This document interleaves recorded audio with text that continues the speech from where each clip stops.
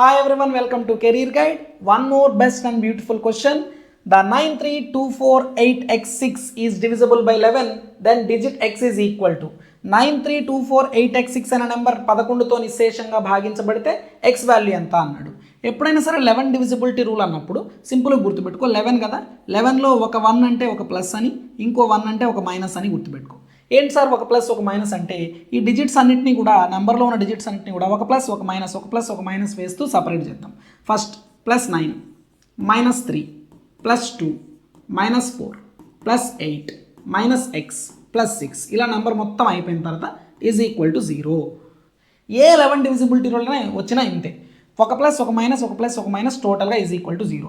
So simplify చేయ 9 - 3 6 6 + 2 8 8 - 4 4 4 + 8 12 12 + 8 12 + 6 18 18 - x is equal to 0. therefore x value 18. కానీ x is digit, x అనేది ఒక అంకె. ఇక్కడ x అంటే సింగిల్ డిజిటే ఉండాలి, అంటే మ్యాక్సిమం 9 ఉండొచ్చు, అంతే, అంతకన్నా ఎక్కువ ఉండకూడదు. మరి 18 ఎలా ఉంటుంది? ఉండదు కదా. ఎప్పుడైనా సరే 11 డివిజిబిలిటీ రూల్లో ఎప్పుడైనా సరే నువ్వు ఒక డిజిట్ క్యాలిక్యులేట్ చేసేటప్పుడు అది డబల్ డిజిట్ వచ్చేస్తే సింప్లీ సబ్ట్రాక్ట్ 11 డివిజిబిలిటీ రూల్ కదా, simply subtract 11. So 18 - 11 that is equal to 7 is the answer, option D.